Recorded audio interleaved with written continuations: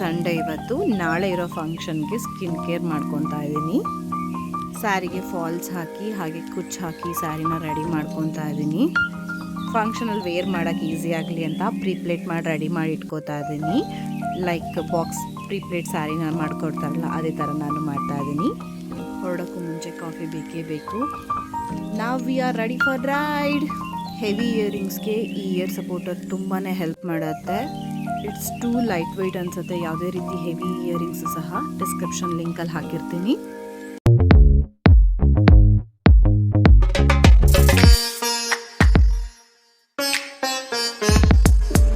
Hi my cutie boys and girls. Hope you all doing good. With lots of love. Welcome back to my channel. ಇವತ್ತು means Sunday. ನಾಳೆ ಇರೋ ಫಂಕ್ಷನ್ಗೆ prepare ಆಗ್ತಾ ಇದ್ದೀನಿ. With my skin care, costume, jewels, everything. And ಇವತ್ತು ಮಾರ್ನಿಂಗಿಂದನೇ ಪ್ರಿಪ್ರೇಷನ್ನ start ಮಾಡ್ಕೊಂಡಿದ್ದೀನಿ. First hair care ಮುಗಿಸಿ oil apply ಮಾಡಿ ಹೆಡ್ ವಾಶ್ ಮಾಡಿಕೊಂಡು ನೆಕ್ಸ್ಟ್ ಸ್ಕಿನ್ ಕೇರ್ ಸ್ಟಾರ್ಟ್ ಮಾಡ್ಕೊಂಡಿದ್ದೀನಿ. ಫೇಸ್ ಸ್ಕ್ರಬ್ ಮಾಡಿ ನೆಕ್ಸ್ಟು ಸ್ಟೀಮ್ ತಗೊಂಡು ಫೇಸ್ ಹೇರ್ನ ರಿಮೂವ್ ಮಾಡ್ತಾ ಇದ್ದೀನಿ. ಆ್ಯಂಡ್ ನಾವು ಫೇಸ್ ಹೇರ್ ರಿಮೂವ್ ಯಾವಾಗ್ಲೂ ನೈಟ್ ಮಾಡಿದ್ರೆ ತುಂಬ ಬೆಸ್ಟ್ ಆಗಿರುತ್ತೆ. ಯಾಕಂದರೆ ಹೋಲ್ ನೈಟ್ ಕೂಲ್ ಆಗೋದಕ್ಕೆ ಹೆಲ್ಪ್ ಆಗುತ್ತೆ. ಇಲ್ಲ ಅಂದರೆ ಏನಾದರೂ ಸಡನ್ನಾಗಿ ಹೊರಗಡೆ ಹೋಗ್ಬೇಕಾದ್ ಬಂದಲ್ಲಿ ಸ್ಕಿನ್ನು ಈಸಿಯಾಗಿ ಟ್ಯಾನ್ ಆಗಿಬಿಡತ್ತೆ.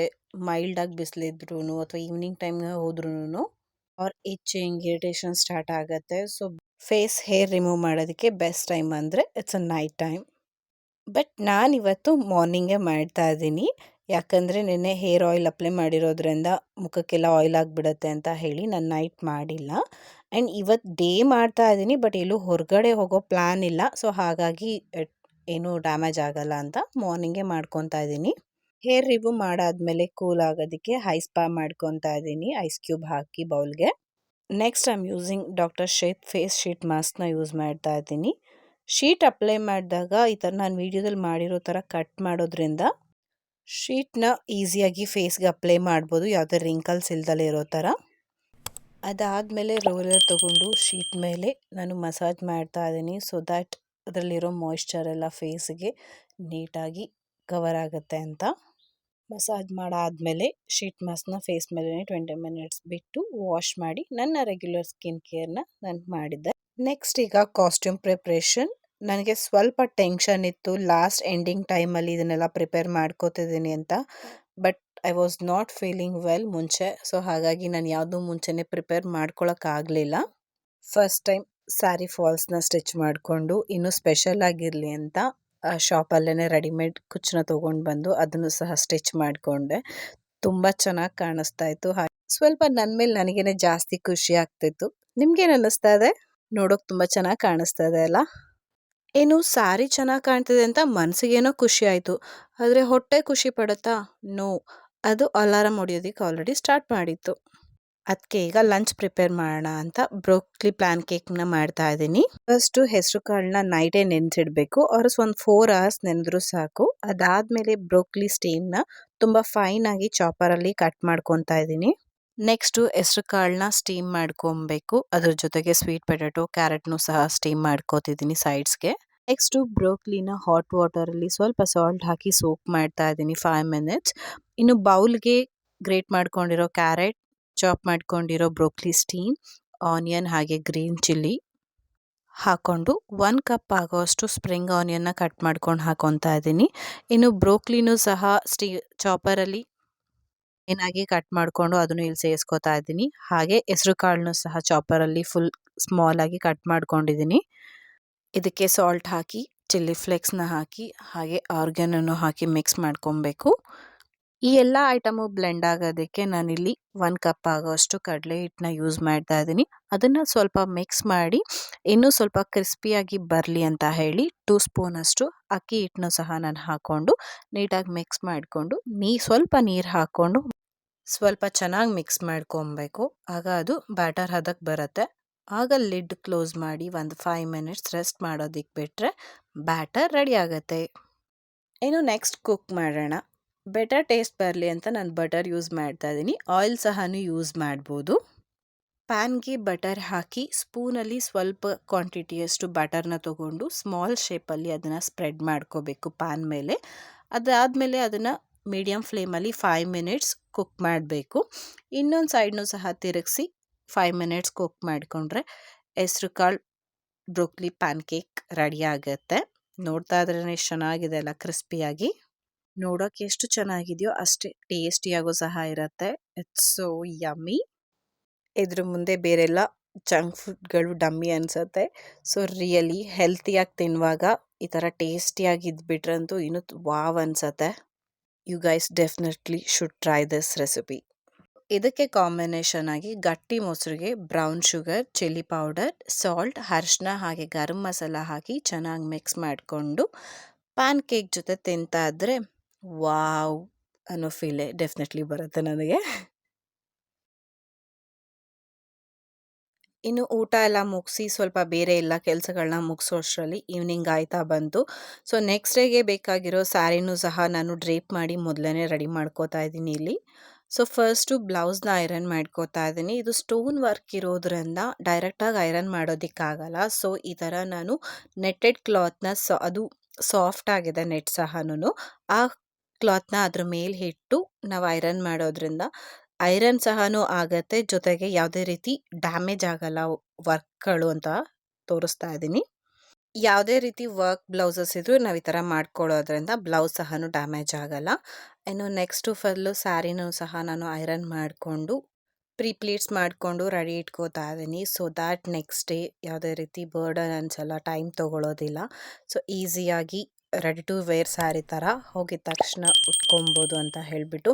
ಇಲ್ಲಾಂದರೆ ಇದೇ ಕೆಲಸನೇ ತುಂಬ ಹೊತ್ತು ಹಿಡಿಯುತ್ತೆ. ಸೊ ಹಾಗಾಗಿ ಇಲ್ಲೇ ಟೈಮ್ ಸ್ಪೆಂಡ್ ಮಾಡಿ ಇದನ್ನು ಮಾಡ್ಕೊಳ್ಳೋದ್ರಿಂದ ಸೊ ನೆಕ್ಸ್ಟ್ ಡೇ ಅಥವಾ ಫಂಕ್ಷನಲ್ಲಿ ಈಸಿಯಾಗಿ ಸ್ಯಾರಿನೂ ತುಂಬ ಚೆನ್ನಾಗಿ ಸಹನೂ ಡ್ರೇಪ್ ಮಾಡ್ಕೊಬೋದು. ನಾನು ಇದನ್ನು ಯೂಟ್ಯೂಬ್ ನೋಡೇ ಕಲ್ತ್ಕೊಂಡಿದ್ದು. ಸೊ ನಿಮಗೂ ಇದನ್ನು ತೋರಿಸೋಣ ಅಂತ ಹೇಳಿ ನಾನು ಮಾಡ್ತಾ ಇದ್ದೀನಿ. ಹೊರಗಡೆ ಹೇಗೆ ಬಾಕ್ಸ್ ಪ್ಯಾಕಿಂಗ್ ಪ್ರಿಪ್ಲೀಟ್ ಸ್ಯಾರಿನ ಮಾಡಿಕೊಡ್ತಾರೆ ಅದೇ ರೀತಿಯಾಗಿ ನಾನು ರೆಡಿ ಮಾಡಿಕೊಂಡು ಎತ್ತಿಟ್ಕೋತಾ ಇದ್ದೀನಿ. ಸೊ ಜಿಪ್ ಕವರಲ್ಲಿ ಹಾಕಿ ನಾನು ಇದನ್ನು ಕ್ಯಾರಿ ಮಾಡೋದ್ರಿಂದ ಇದು ಯಾವುದೇ ರೀತಿ ಡ್ಯಾಮೇಜ್ ಆಗೋದಿಲ್ಲ, ಮಾಡಿಟ್ಟಿರೋ ಪ್ಲೀಟ್ಸ್ಗಳೆಲ್ಲನೂ. So my saree is ready for tomorrow. ಇದು ಈಗ ನೆಕ್ಸ್ಟ್ ಡೇ ಮಾರ್ನಿಂಗ್. ಇದು ಮಾರ್ನಿಂಗ್ ಅಂತ ಹೇಳಬೇಕು, ಮಿಡ್ ನೈಟ್ ಅಂತ ಹೇಳಬೇಕು ನನಗಂತೂ ಗೊತ್ತಿಲ್ಲ. ಬಟ್ ನಾನು ಮಾರ್ನಿಂಗ್ ಆಯಿತು ಅಂತ ವೇಕಪ್ ಆಗಿ ಹೆಡ್ ಬಾತ್ ಮಾಡಿಕೊಂಡು ರೆಡಿ ಆಗ್ತಾ ಇದ್ದೀನಿ ಹೊರಡೋದಕ್ಕೆ. ಅಲ್ಲಿ 5:30ಗೆಲ್ಲ ಪೂಜೆ ಶುರು ಆಗುತ್ತೆ. ಸೊ ಅಲ್ಲಿ ಅಷ್ಟರಲ್ಲಿ ನಾವು ರೀಚ್ ಆಗಬೇಕು ಅಂತ ಹೇಳಿ ತುಂಬ ಬೇಗನೆ ಎದ್ದು ರೆಡಿ ಆಗ್ತಾ ಇದ್ದೀವಿ. ಖುಷಿ ಅಂತ ಹೇಳಿದ್ರೆ ಒಂದು ಲಾಂಗ್ ಡ್ರೈವ್ ಆಗುತ್ತೆ ಇವತ್ತು. ಸೊ ಹಾಗಾಗಿ ಫುಲ್ಲು ಹ್ಯಾಪಿ ಮೂಡಲ್ಲಿ, ಕ್ರೇಜಿ ಮೂಡಲ್ಲಿದ್ದೀವಿ. ಬೇಗ ಬೇಗ ರೆಡಿಯಾಗಿ ಏನು ಕಾಫಿ ಕುಡಿದಲ್ಲೇ ಹೊರಡೋಕ್ಕಂತೂ ಆಗಲ್ಲ, ಚಳಿ ಇದೆ ಹೊರಗಡೆ. ಕಾಫಿ ಕುಡಿದು ಇಬ್ರೂ ನಾನು ತೇಜ್ ಇಬ್ಬರು ರೆಡಿಯಾಗಿ ಹೊರಟು ನಾವ್ ಇಟ್ಸ್ ಟೈಮ್ ಫಾರ್ ರೈಡ್. ನಾವಿಬ್ರು ಅಂತೂ ಆಗಾಗ ಈ ಥರ ಬೈಕ್ ರೈಡ್ ಹೋಗ್ತಾನೆ ಇರ್ತೀವಿ.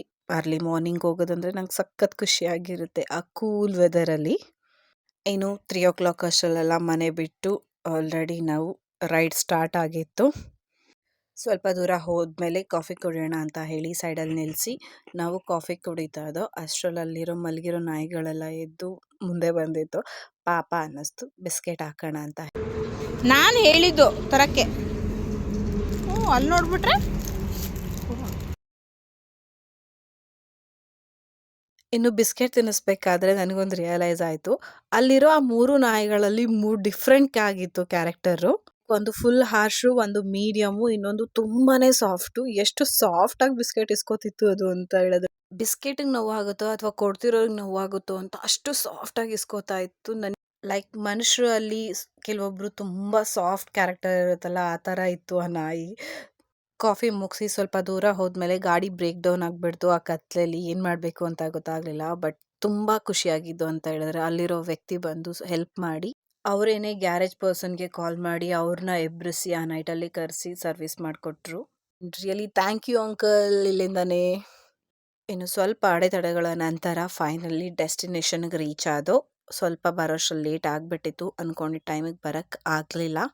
ಇನ್ನು ಬಂದ ತಕ್ಷಣ ರೆಡಿ ಮಾಡಿಟ್ಟಿರೋ ಸ್ಯಾರಿನ ಪಟ್ ಅಂತ ಹಾಕ್ಕೊಂಡು ಬೇಗ ಮೇಕಪ್ ಸ್ಟಾರ್ಟ್ ಮಾಡಿಕೊಂಡೆ. ಬಿಕಾಸ್ ಫಂಕ್ಷನಲ್ಲೂ ಚೆನ್ನಾಗಿ ಕಾಣೋದು ತುಂಬ ಇಂಪಾರ್ಟೆಂಟ್ ಅಲ್ವಾ. ಇನ್ನು ಏನೇ ಮಿಸ್ ಮಾಡಿದ್ರು ಮಾರ್ನಿಂಗ್ ಟೈಮ್ ಸನ್ಕ್ರೀಮ್ನ ಮಿಸ್ ಮಾಡಲೇಬಾರ್ದು. 2 ಫಿಂಗರಷ್ಟು ತೊಗೊಂಡು ಅಪ್ಲೈ ಮಾಡಲೇಬೇಕು. So I am using suncream. ಅದಾದಮೇಲೆ ಲಿಪ್ ಬಾಮ್ ಯೂಸ್ ಮಾಡಿ ಸ್ಕಿನ್ ಎಲ್ಲನೂ ಪ್ರೆಪ್ ಮಾಡಿಕೊಂಡು ಅದಾದಮೇಲೆ ಮೇಕಪ್ ಸ್ಟಾರ್ಟ್ ಮಾಡಿಕೊಂಡೆ ವಿತ್ ಮೈ ಕನ್ಸಿಲರ್ ಪ್ಯಾಲೆಟ್.